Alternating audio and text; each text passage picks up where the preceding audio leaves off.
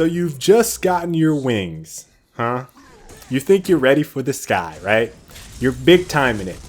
Big timing it. Big fish in a small pond. You're calling all the shots. You're on top of the world. You're feeling it. You just got out of the early game. You think you're dominating. Now, whoa now. Whoa. Slow up there, Ace. Let's get out of that 747 Boeing airliner that you're in. Pilot. Let's get back into the crop duster. Let's optimize for the mid game. Slow down a little bit, okay? As a support Narbash, it's vital to be conscious of opportunities to assist your teammates. This is so important as you start transitioning into the mid game, as you transition away from your carry to supporting the rest of your teammates. You have to be thinking, are you trying to set up a kill? Are you trying to save a life? Or is it time to push a tower? Whatever the objective is, there's a couple very important things to know when you start transitioning into the mid game. The first one, and I kind of mentioned this, four mentioned it as we got started, don't be afraid to leave your carry. That's one that I kind of struggle with myself, because there are times when you want your carry to be well fed, you don't want them to have any issues, but then there's a team fight that goes on across the map, and you see someone else's support, the enemy team support over there helping out, and then you think, oh man, we're probably going to lose that team fight. Sure enough, 2 guys die because you were babysitting the carry. You cannot be afraid to leave your carry, especially as you start getting into that mid game, the tower goes down, and teams start grouping a lot more. Let your carry know that you're going to plan to switch lanes. If you do decide you want to rotate, hit them with the be right back, hit them with your on your way to mid lane, whatever the message is that you're going to relay to them. Make sure that they are aware, because you want them to be alert that they're going to be by themselves. And sometimes it's better because they'll get those additional levels that they need to continue to farm and be as powerful as they can be. Sometimes your duties as a support, and this is very critical, can be better served in other places around the map. You have to know that as a support if you want to succeed. Second thing that I think is vital, know the hero strengths and weaknesses on your team. That is vital, and it comes with time. If there's a Rampage and a Countess on your team, as an example, you can set up basically hard stun locks with a Boulder plus a Thunk plus Countess's ult, and then you delete someone out of the game, basically. Or you can set up some zone control. Think Grux, Howitzer, and then your Crash Bang Boom, which is your ultimate. You could do a Grux Smash and Grab to set up your Crash Bang Boom, and then Howitzer ults on all of you and then blows them up with his missile.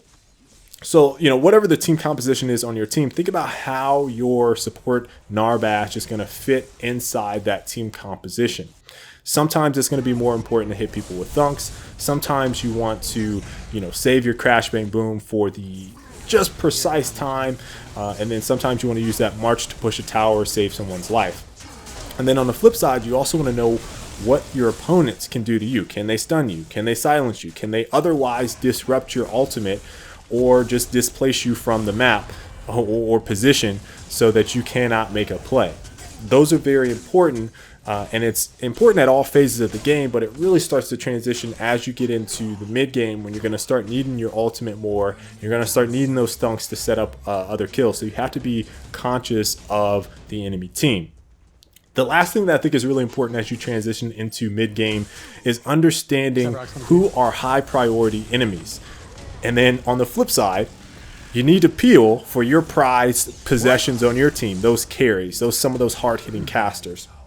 It's important because you want to take out those high priority targets very early so that it continues to kind of snowball for your team and you can continue to capitalize on your advantage.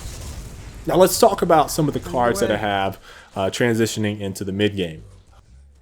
When thinking about my cards, I want them to have this synergy with Narbash. I want them to be the peanut butter to my jelly, the burger to my fries, the milk in my shake. Is anyone else getting hungry? I don't. All of a sudden, I'm hungry now during this commentary. I just kind of. In other words, basically, my cards are building upon the foundation of my kit, just straight to the point. Sorry, I kind of sidetracked. I'm kind of hungry, y'all. I'm not gonna lie. Everything about Narbash screams support. It screams support. A stun, a movement ability, healing, slow, knockup. you should not be trying to build things that don't accent the hero. It just doesn't make sense. So I want to stay in fights longer, keep my teammates alive, and disrupt the enemy team.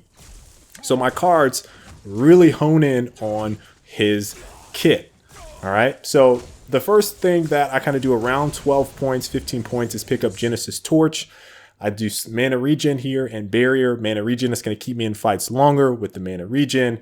And then barrier is going to add a little more defense versus ability damage to avoid getting bursted down. That's one of the things that I try to avoid at all costs, is being burst down by a caster, specifically Gideon or somebody like that, dropping meteors on my big butt. And then the next card I pick up, this is typically around 20-ish points, maybe a little bit sooner than that, is Mending Bloom. And I pick up health regen in this one, just slot it all out to max it out at 10.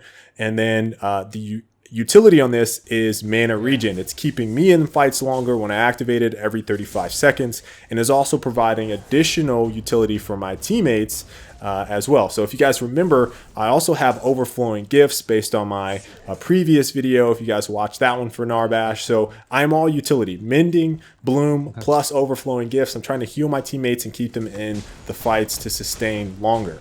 The next card I pick up around 25 to 30 points, depending on how I'm feeling, is Tuned Barrier. And I pick this up, but when I do that, I trash Circlet of Health. Now, the reason I can trash Circlet of Health is because Song of My People, which is your healing ability, is typically leveled at a point where the Circlet doesn't really make a huge impact and difference. So I pick up the Tuned Barrier. I grab Greater Barrier in there, Greater Health, and Lesser Barrier. The barriers are to avoid ability damage and getting bursted down by casters using their abilities. And then I slot Greater Health there for a little bit more sustain and staying alive just a wee bit longer. And this is pretty much it. Transitioning into the mid game, sometimes I can end games with just having this. Sometimes it extends out, and we'll get into late game and finishing up with big team fights and pushing to secure wins in my next video. Hope you guys enjoyed it. Until the next time, folks, I will catch you all later. Stay frosty.